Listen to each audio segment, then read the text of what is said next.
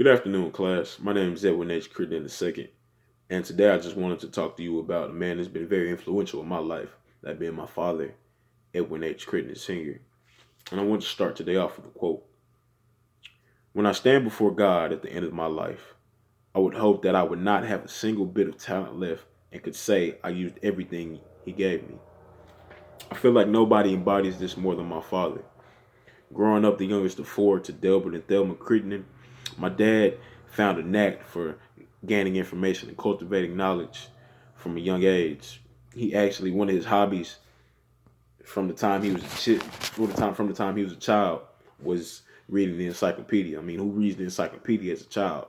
Most children would go out and play with toys or go play with their friends. He did that as well too, but in his downtime, he liked to read the encyclopedia, which I can understand. But other than that, my dad actually had a pretty early influence of sports.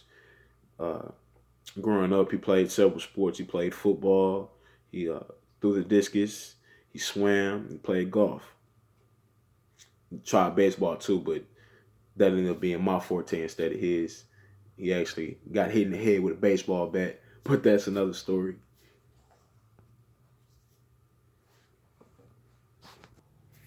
My dad had a pretty irregular adolescence. My dad actually played for the world famous David W. Carter High School football team.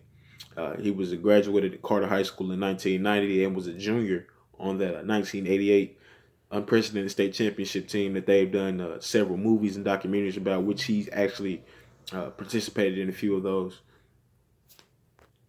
It's actually interesting. To this day, my dad holds the record for the most varsity letters in Dallas ISD history. He has 12 lettering in golf, track and field, swimming, and football through all his 4 years of high school.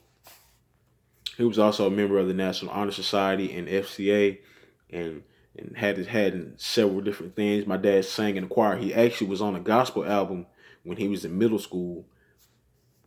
He was a pretty talented singer. He didn't pass that trait on to me though.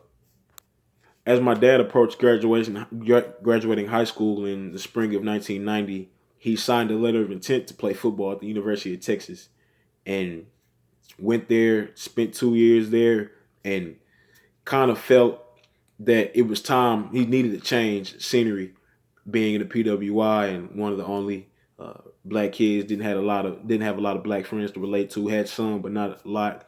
So he packed his bags and hopped on old 290, which is now business 290, and came on down Prairie View in the spring of 1992. While my dad was here, he actually had a job as a campus paramedic.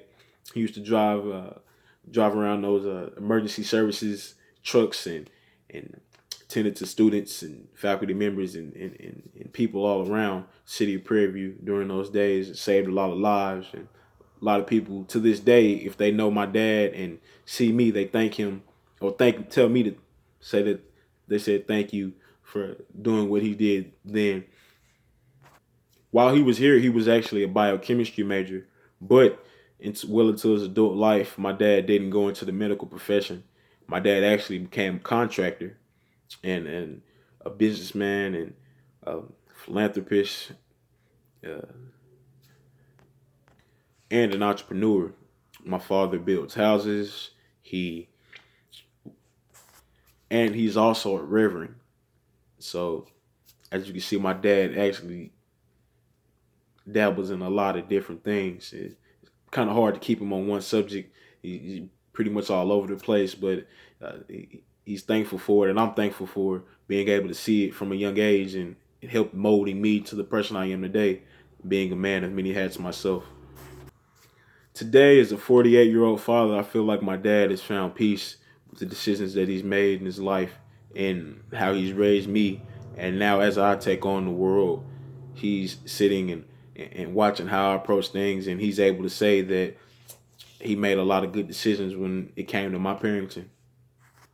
I can't thank him enough for the upbringing that I had and the different lessons that he taught me. And back then, I used to think that he was being hard on me, but now as I get older, I see that those decisions then dictated the outcomes of me and some other people that I've known from the time I was an adolescent, and now they're in two two different completely sides of the spectrum.